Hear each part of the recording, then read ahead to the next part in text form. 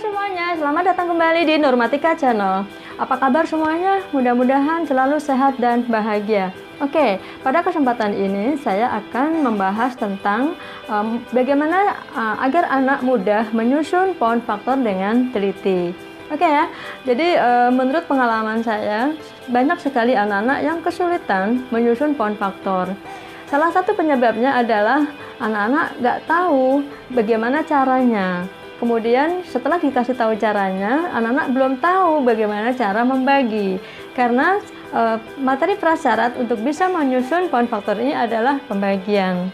Oke ya, jadi untuk memperlancar proses penyusunan pound faktor, lebih baik anak-anak harus lancar membagi bilangan terlebih dahulu. Kalau sudah lancar membagi bilangan, itu akan mudah menyusun pound faktor, tapi kadang-kadang juga tidak teliti. Nah, supaya teliti ini, perhatikan contoh-contoh berikut. Misalnya, nomor 1, itu pound faktor dari 8. Oke ya, buat pound faktor 8. Nah, untuk memudahkan dan untuk menyemangati anak-anak ini, supaya nggak jenuh, kita mulai angka-angka yang mudah, angka-angka yang kecil. Ya, jadi perhatikan 8 ini termasuk genap atau ganjil. Karena anak-anak ini kadang bingung mau 3 apa 2 duluan ya. Nah, seperti itu.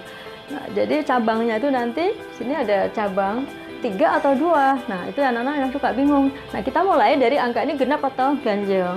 Jadi 8, anak-anak juga harus tahu ya bedanya bilangan genap sama bilangan ganjil. Karena ada juga anak-anak yang masih belum tahu bedanya. Jadi kalau bilangan genap itu semuanya ada pasangannya. Misalnya 8, jadi jari kita seperti ini 8. Jadi ini pasangannya, kemudian ini pasangannya, dan ini mempunyai pasangannya, dan ini pasangannya. Ternyata semua jari mempunyai pasangan. Jadi kalau semua mempunyai pasangan berarti genap. Jadi 8 ini termasuk genap. Kalau genap bagaimana? Dibagi dengan prima genap, gitu ya, yaitu 2.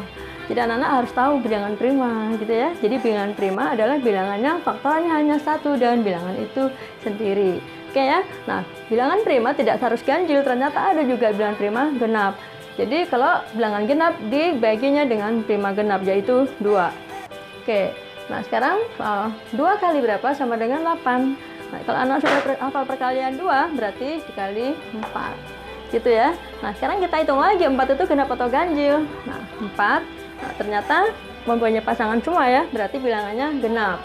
Oke, karena genap berarti cabangnya prima genap. 2 kali berapa sama dengan 4, jadi kali 2. Oke, selesai. Gitu ya. Jadi ini ada anak yang pakai nyambung lagi, begitu. Jadi 1 dan 2, ada yang jauh seperti itu. Kita kasih tahu anak kita, jadi 1 itu tidak boleh. Ya, untuk pound faktor 1 tidak boleh. Jadi kalau sudah 2, berarti sudah stop. Sudah terakhir.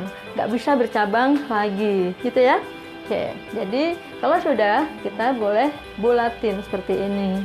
Jadi pound faktor dari 8 adalah seperti ini. Gampang ya? Nah, untuk untuk melatih anak-anak kita tes angka-angkanya yang kecil. Ya, yang kecil-kecil dulu, 12, kemudian 18 gitu ya. Nah, nanti kalau sudah lancar baru angka-angka yang besar, 120, 144 dan seterusnya. Kita coba lagi ya. Misalnya untuk angka 48, angka yang agak besar. Jadi kalau kita kasih soal 4 nomor bilangan kecil semua udah lancar, nah kita semangati, kita puji, pinter. Nah, coba kita lanjut lagi angka yang lebih gede, ayo. Nah, seperti itu ya. Jadi 48.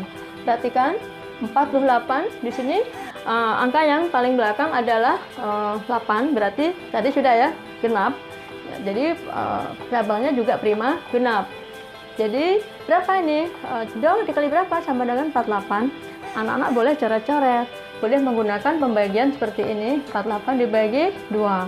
Oke ya, jadi 4 dibagi 2, itu 2, di sini 4. Kalau sudah, turunkan 8, 0 di depan nggak perlu ditulis. Oke, kemudian di sini 4, ini 8 jadi 0. Jadi cabangnya adalah 24. Angka yang belakang masih genap, jadi kita cabang lagi prima genap. Nah, sekarang boleh coret-coret lagi. Jadi kalau di perkalian itu nggak ada, angka ini 24 itu nggak ada, kita boleh menggunakan pistol. Oke ya, jadi anak-anak nggak kesulitan. Gitu ya, jadi kok di perkalian nggak ada? Nah, Kalau misalkan kita terus perkaliannya semua ya kelamaan. Jadi kita buat pembagian seperti ini, dibagi 2. Oke ya, lihat perkaliannya 2, itu berarti 1. Nah, seperti ini, kemudian 4-nya turun, kemudian menghasilkan 4 adalah 2, 4-nya di bawah, jadi 0. Gampang ya? Jadi hasilnya 12. Nah, kita lihat belakangnya lagi, masih genap, berarti prima genap lagi. 2 kali berapa sama dengan 12? Kalau dia sudah hafal, dia akan sebut 6. Gitu ya, karena 6 itu genap lagi, berarti dibagi 2 lagi, dan akhirnya 2 dikali berapa sama dengan 6 adalah 3. 3 adalah prima ganjil, jadi sudah nggak bisa bercabang lagi. Oke ya, jadi pohon faktornya sudah selesai. Jadi seperti ini, gampang ya. Jadi dengan cara kita menentukan genap atau ganjil, anak-anak lebih mudah menentukan cabangnya berapa. Kemudian angka 1 tidak boleh ikut di cabang. Gampang kan? Oke, kalau misalkan angka yang agak besarnya anak-anak sudah lancar, kemudian dia ada yang salah, atau boleh yang salah itu misalkan hanya sedikit saja di prosesnya, atau dia nggak teliti aja, berarti dia udah paham. Kita boleh tingkatkan lagi angka-angka yang lebih besar. Misalnya 150 misalnya. Oke ya, pohon faktor ini contoh yang ketiga. Pohon faktor dari 150. Karena belakangnya 0 berarti genap lagi, jadi dia sudah lancar. Dimulai kalau genap berarti prima genap, yaitu 2. Oke, kemudian karena angkanya besar di perkalian 2 nggak ada, dia harus susun pembagian seperti ini. Jadi 150 dibagi 2. Oke, seperti ini. Perhatikan 1 dibagi 2 nggak bisa, ambil angka yang di sampingnya 15. Kalau dia anaknya masih kesulitan membagi, boleh susun daftar perkalian 2, dia bikin lagi perkalian 2, nggak apa-apa. Semakin dia sering lihat atau sering susun, lama-lama dia hafal sendirinya.